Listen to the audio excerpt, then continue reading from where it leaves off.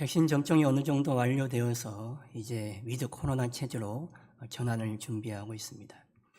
백신 접종을 할 때 많은 부작용들이 보고가 되었습니다. 기저질환이 없이 건강하던 사람이 갑자기 부작용을 겪고 또 숨지는 일도 발생을 했죠. 지난주 뉴스를 보니까 군산에 있는 한 30대 가장이 기저질환도 없던 건강한 사람이었는데 백신을 맞고 숨졌다는 소식이 나왔습니다. 참 안타까운 일이죠. 남아있는 가족들은 어떡합니까? 그 젊은 아내와 그 어린 두 아이들 얼마나 막막하고 당황스럽겠습니까? 우리 인생이 이렇게 갑작스럽게 어려움을 맞이할 때가 있습니다. 인생이 이런 갑작스러운 어려움을 맞이할 때에 우리는 어떻게 해야 합니까? 오늘 본문을 보시면 예수님께서 갈릴리 가나의 혼인잔치집에서 물로 포도주를 바꾸시는 이야기가 나오고 있습니다. 우리가 익히 들어서 잘 아는 이야기입니다. 포도주라는 게 잔치의 흥을 돋우는 것인데 잔치의 흥이 깨질 판입니다. 요즘 같으면 마트에 가서 포도주를 구해오겠지만 예전에야 다 잔치를 미리 준비하기 위해서 다 집에서 담그던 거 아닙니까? 갑작스럽게 그 많은 포도주를 어디 가서 구해올 수가 없습니다. 자칫 잔치집이 초상집이 될 위기에 처했습니다.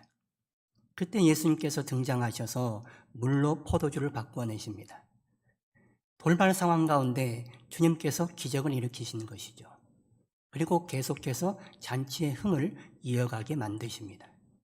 초상집으로 바뀔 그 집을 잔치집으로 계속해서 유지되도록 주의 은혜 가운데 살도록 도우신 것입니다. 인생의 포도주가 떨어질 때 우리가 기억해야 할 것은 예수님을 찾아야 한다는 사실입니다. 돌발 악재를 만날 때, 갑자기 어려움을 마주할 때, 우리 힘으로 뭔가 할 수 없을 때 우리는 우리 곁에 계시는 예수님을 찾아야 합니다. 예수님을 찾을 때에 물이 포도주로 변화되는 잔치의 흥을 계속 이어갈 수 있는 역사가 일어나는 것이죠. 오늘 본문 3절 말씀 보십시오. 우리 3절 말씀 같이 한번 읽어보실까요? 포도주가 떨어진지라 예수의 어머니가 예수에게 이르되 저들에게 포도주가 없다 하니. 예수님의 어머니 마리아가 예수님께 사정을 아뢰습니다. 예수님을 찾고 아뢰는 거예요. 포도주가 떨어졌습니다. 마리아는 예수님께서 그 어려운 상황을 타개할 수 있다는 것을 알았습니다. 그래서 예수님을 찾아 예수님께 아뢰는 것입니다. 우리 역시도 어려움에 처하면 예수님께 아뢰야 돼요. 일이 잘 될 때는 예수님을 찾지 않습니다. 나로도 되니까요. 내 안에 세상 것이 풍족하니까 아쉬운 게 없으니까 예수님 찾지 않습니다. 그러나 어려운 일 당하면 나로 뭔가 해볼 수 없으면 세상 것은 다 떨어지는데 나는 도저히 그 일을 해결할 수 없으면 그때는 예수님 찾을 수밖에 없습니다. 예수님 찾아야 문제가 해결되거든요. 나로서는 도저히 감당할 수 없는데 홀로 고민하고 있으면 뭐 답이 나옵니까? 아무도 도와줄 수 없는 상황에서 내가 그 상황을 어찌 해볼 수 없는 그런 상황에서 우리는 예수님 찾을 수밖에 없어요. 예수님은 우리 곁에 계시니 그 예수님 찾을 때에 그 예수님께 아뢰일 때에 예수님께서 그 상황을 변화시키는 것입니다. 그래서 우리는 예수님을 찾아야 돼요. 멀리 계신 예수님을 찾는 게 아닙니다. 우리 곁에 계시는 예수님, 그 전에는 보지 못했지만 어려운 상황 되니 내 손에서 모든 것이 다 떨어지니 도와줄 이가 아무도 없으니 나의 연약함과 부족함을 보니 그제서야 곁에 계신 예수님이 보이는 거예요. 그 예수님 찾아서 예수님께 아뢰면 되는 것입니다. 예수님, 내 사정이 이렇습니다. 나를 도와주십시오. 마리아가 그렇게 예수님께 사정을 아뢰는 거예요.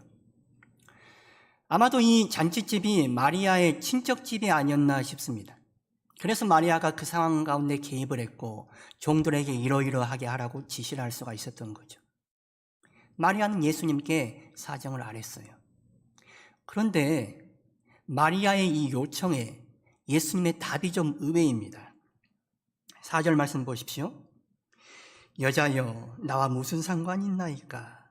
내 때가 아직 이르지 아니하였나이다. 이 집이 포도주 떨어진 게 나와 무슨 상관이 있습니까? 왜 내가 나서야 하는 것입니까? 나는 아직 나서야 할 시점이 아닙니다. 난 아직 세상에 나를 드러낼 때가 안 됐습니다. 예수님께서 다소 퉁명스럽게 얘기하십니다.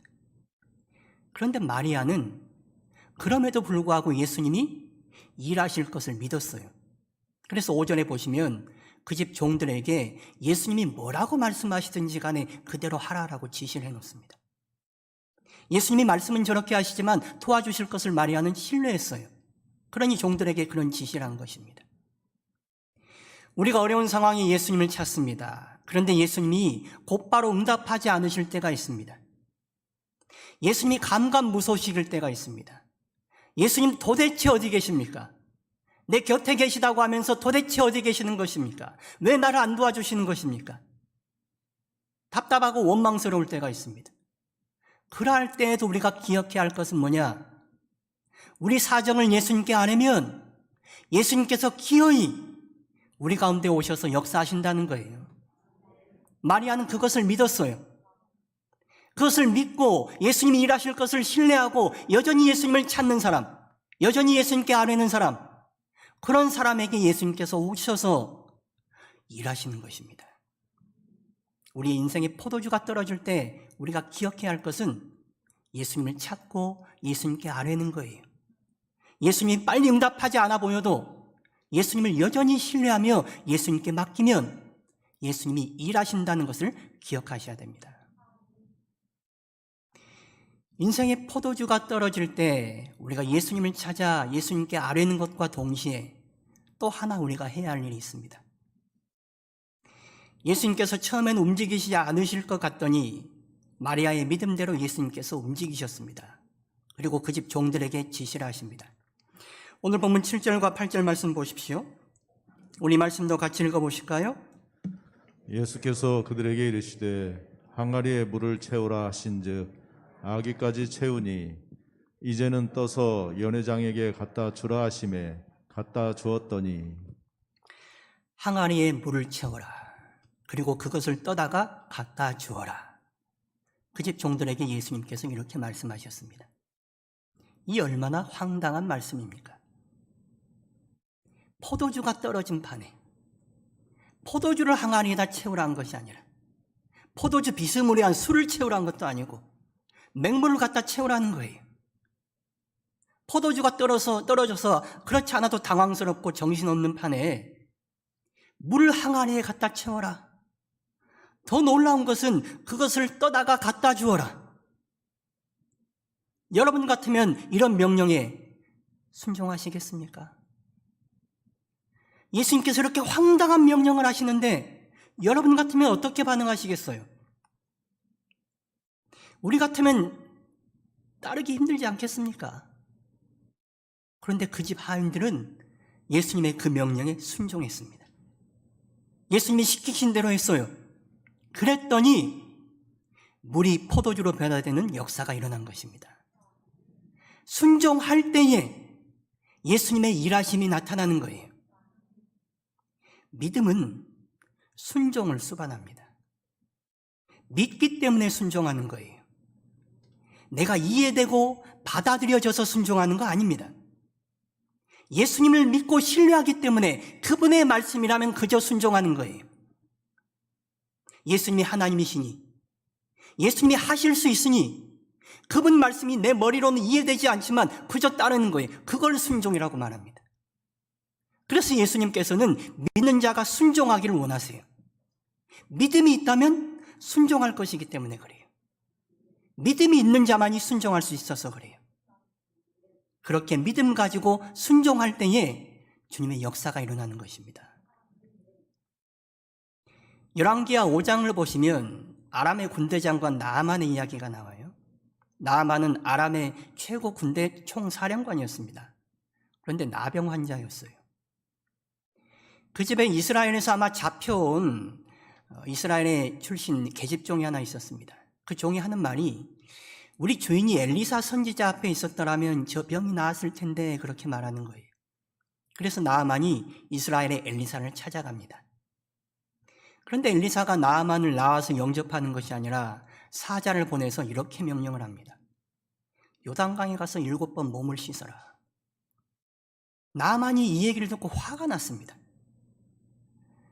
아람의 총사령관인 나 정도 왔으면 선지자가 버선발로 맞이해야지, 나와서 하나님의 이름을 부르고 뭔가 좀 행동을 하면서 병을 치료시켜야지, 기껏 사자를 보내서 하는 말이 요단강에 몸을 담그라. 화가 머리끝까지 났어요. 그래서 돌아가려고 합니다. 그런데 그때 나아만의 종들이 만류를 시킵니다. 아니, 요단강에 몸 씻는 게 뭐 어렵습니까? 그보다 더 힘든 일 시켰어도 따르지 않았겠습니까? 그래, 나아만이 그 말을 듣고 요단강에 가서 몸을 7번을 씻습니다. 그러자 병이 깨끗이 낫는 거예요. 순종할 때에 나은 것입니다. 요단강에 몸을 씻는 것 어려운 일입니까? 오늘 본문에서 물을 항아리에 갖다 붓는 것 어려운 일인가요? 그것을 떠다가 갖다 주는 것 어려운 일입니까? 애들도 할 수 있는 별거 아닌 쉬운 일입니다. 그런데 사람들은, 우리는 그 일을 상당히 어려워합니다. 왜 그렇습니까? 내 생각에 말도 안 되는 일이거든요. 내 생각에 황당한 이야기거든요. 그래서 그 쉬운 일을 따르기 어려워하는 거예요. 나아만도 처음에 엘리사의 명령을 따르지 않았습니다. 자기 판단에 말도 안 되는 이야기라 생각했기 때문에 그렇습니다. 저 보잘것없는 요단강에 몸을 담근다고 무슨 일이 일어나겠다고 저기다 몸을 담그라는 것이냐. 그래서 그 말을 따르지 않는 거예요. 그러나 그 말이 우스워 보이고 황당해 보이고 내 생각에 맞지 않아 보여도 그 말을 따를 때에 하나님의 역사가 일어나는 거예요. 하나님의 일은 그렇게 일어납니다. 우리 상식과 우리 판단에 맞아 보이지 않아도 하나님의 말씀을 순종할 때에, 하나님의 말씀을 따를 때에 하나님의 역사가 일어나는 거예요. 메주는 콩으로 씁니다. 그런데 하나님이 팥으로 메주를 쓰라시면 여러분 어찌 하실랍니까? 팥으로 메주 써보신 분 계십니까? 그런데 하나님이 팥으로 메주를 쓰라면요, 쓰는 거예요. 왜요? 하나님이 하라시니까요. 내 상식으로는, 내 경험으로는 안 될 것 같지만 하나님이 뭔가 계획이 있으니까 하라시는 거 아니겠습니까? 믿고 하는 거예요. 물로 포도주를 만드신 분이 팥으로는 메주를 못 쓰시겠습니까? 믿고 맡기는 거예요. 우리의 생각과 상식과 판단으로 재지 마시기를 바랍니다. 하나님이 우리에게 원하시는 것은 우리의 상식과 판단이 아니에요. 하나님의 말씀을 향한 믿음이에요. 그 믿음에 대한 순종이에요. 믿음이 있으면 순종하는 것입니다. 내가 믿노라 말만 하는 것이 아니라 순종함으로 내 믿음을 드러내실 수 있기를 바랍니다. 즐겁게 잘 나가던 인생에서 포도주가 떨어질 때에는 다른 것이 아니라 예수님을 붙들어야 됩니다. 예수님을 찾고 예수님께 우리의 사정을 아뢰고 예수님의 말씀에 순종할 때에 예수님의 일하심이 나타나는 것입니다. 예수님은 홀로 일하실 수 있는 분이세요. 아무것도 없이 일하실 수 있는 분이죠. 그런데 성경을 가만히 보면 예수님은 홀로 일하시지 아니하시고 우리의 믿음을 통해 일하시는 것을 볼 수 있습니다. 오늘 본문도 보시면 잔치집의 종들의 순종을 통해서 예수님이 일하시잖아요. 그저 예수님이 물을 포도주로 바꾸시는 것이 아니라 물을 떠다 붓게 하시고 그것을 갖다 주게 하심으로써 예수님의 일하심을 드러내는 것입니다. 예수님은 사람들의 믿음을 통해서, 순종을 통해서 그 위에 일하세요. 한 백부장이 그 집 하인이 병이 들어 고치기 위해서 예수님을 찾아왔습니다. 그런데 예수님이 그 집에 가서 고쳐주마 말씀을 하시니까 그 백부장이 하는 말이, 예수님 그렇게 하지 마십시오. 번거롭게 저희 집 오지 마시고 이 자리에서 명령하십시오. 제 아래도 아랫사람이 있는데 그에게 이리 가라 하면 이리 가고 저리 가라 하면 저리 갑니다. 예수님이 여기서 말씀하시면 병이 떠나갈 것입니다. 예수님이 그 얘기를 듣고 네 믿음이 참 대단하다, 이스라엘에서도 이런 믿음을 보지 못했다라고 칭찬합니다. 그리고서 하는 말씀이, 내 믿음대로 될지어다 말씀하십니다. 너희 믿음대로 될지어다. 12의 혈루증 앓은 여인이 예수님 뒤에 몰래 다가와서 예수님의 옷자락에 손을 댑니다. 그 옷자락에만 손을 대도 병이 나을 거라고 믿은 거예요. 예수님께서 그것을 아시고 그 여인에게 이렇게 말씀하시죠. 내 믿음이 너를 구원하였노라. 내 믿음이 너를 구원하였노라. 예수님이 구원하시고 예수님이 치유하시고 예수님이 일하시는데 예수님은 사람의 믿음을 통해서 일하시는 거예요. 내 믿음대로 될지어다. 내 믿음이 너를 구원하였노라. 믿음을 요구하시고 믿음에 따르는 순종을 요구하시는 거예요. 믿음이 있고 순종이 있는 곳에 예수님의 일하심이 나타나는 것입니다. 우리에게는 믿음이 있습니까? 믿음이 있다면 당연히 순종이 따라오는 것입니다. 믿음은 립 서비스가 아니에요. 믿음은 종교적인 용어가 아닙니다. 믿음은 실체예요. 내가 그분을 따르기에, 신뢰하기에 나의 생각과 나의 판단을 내려놓고 그분의 말씀을 순종하는 거예요. 그게 믿음이에요. 내 경험이, 내 판단이, 내 상식이 그분의 말씀에 앞서지 않습니다. 나를 의지하지 않고 그분을 의지하기에 그분을 신뢰하고 따르는 것, 그게 믿음이고 그게 신앙이에요. 주님은 우리에게 그런 믿음과 순종과 신앙을 요구하는 것입니다. 오늘 본문 11절 말씀 보십시오. 우리 11절 말씀도 같이 읽어보겠습니다. 예수께서 이 첫 표적을 갈릴리 가나에서 행하여 그의 영광을 나타내심에 제자들이 그를 믿으니라. 요한복음은 예수님께서 갈릴리 가나 혼인잔치집에서 벌이신 이 일을 표적이다라고 말하고 있습니다. 표적. 헬라어로는 세메이온, 영어로는 사인입니다. 사인. 우리가 사인하잖아요. 뭔가 표시가 드러나잖아요. 표시라는 거예요. 어떤 표시냐? 예수님이 하나님 되심을 드러내는 표시입니다. 예수님이 능력이 있으신 우리가 기다리던 메시아라는 것을 드러내는 표시예요.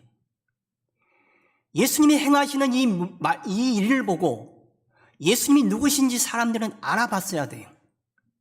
그게 예수님이 하나님이심을 드러내는 표시니까요. 어떤 사람들은 예수님이 하시는 그 표시를 보고 예수님이 하나님이심을 알아봤습니다. 그러나 또 어떤 사람들은 예수님이 하시는 일을 보고도 여전히 예수님을 알아보지 않았습니다. 믿지 않았어요. 11절 하반절을 보시면 그의 영광을 나타내심에 제자들이 그를 믿으니라 그렇게 말하고 있습니다. 제자들은 이것을 보고 이것이 표시가 되고 표적이 되어서 예수님을 하나님의 아들로 믿었다는 거예요. 예수님의 일하시는 것을 보고 예수님을 믿었어요.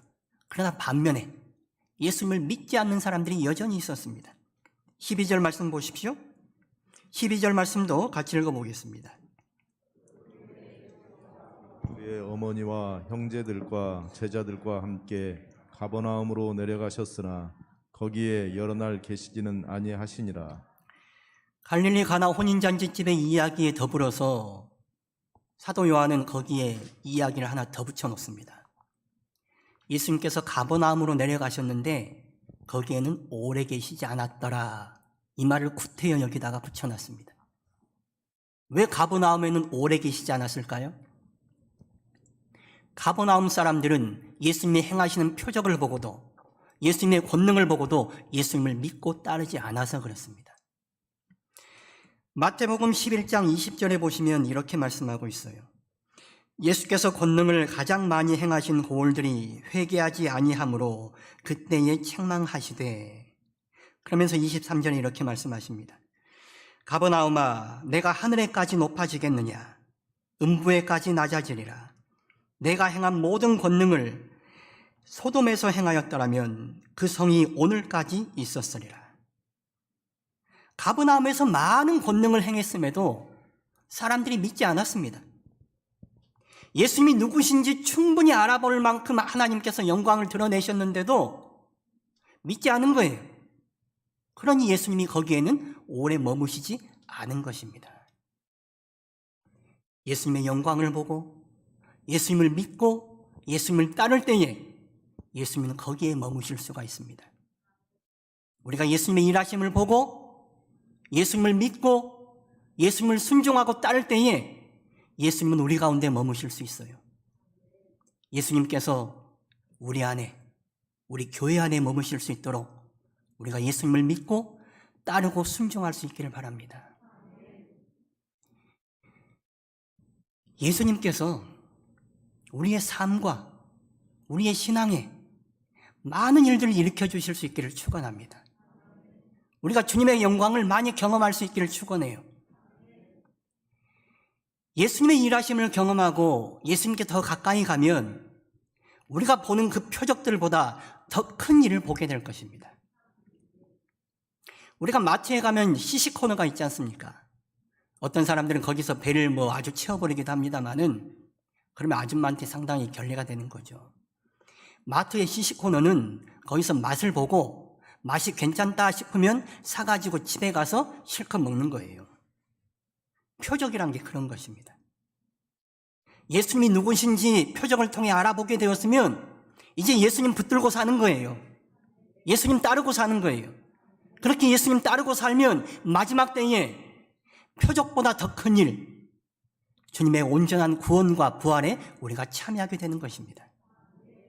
예수님은 우리에게 표적을 보여주시고 예수님이 누구신지 알고 예수님을 우리가 따르기를 원하십니다. 그렇게 예수님을 따라서 마지막 날에는 주님의 온전한 구원과 부활에 참여하기를 원하세요. 그래서 주님은 오늘도 여전히 우리에게 표적을 보여주시기를 원하십니다. 우리가 주님께 아뢰고 주님께 순종하기만 하면 예수님이 누구신지 우리에게 보여주시는 거예요. 그것을 경험하고 우리가 주님을 붙들고 마지막 날 주님이 주실 온전한 영광, 온전한 구원과 부활에 참여하기를 바라시는 거죠. 인생이 잘 나갈 때에는 잔치집에서는 예수님이 보이지 않습니다. 세상의 포도주에 취해서 그렇습니다. 그러나 인생의 포도주가 떨어질 때에는 예수님을 찾으셔야 됩니다. 예수님을 찾고 예수님을 따르고 예수님을 믿는 자는 그것보다 더 큰 일을 보게 될 것입니다. 인생의 포도주가 떨어질 때는 예수님을 경험할 좋은 기회입니다. 예수님이 일하시는 것을 보게 될 좋은 기회입니다. 사랑하는 성도 여러분, 인생의 포도주가 떨어져서 고민하고 답답해하고 계십니까? 주님을 찾으시기 바랍니다. 예수님을 찾을 때에 예수님께서 세상이 줄 수 없는 더 좋은 포도주를 우리에게 주실 것입니다. 영원히 떨어지지 않을 포도주를 마시게 우리를 지켜주실 것입니다. 그러한 은혜가 우리 가운데 넘치기를 축원합니다.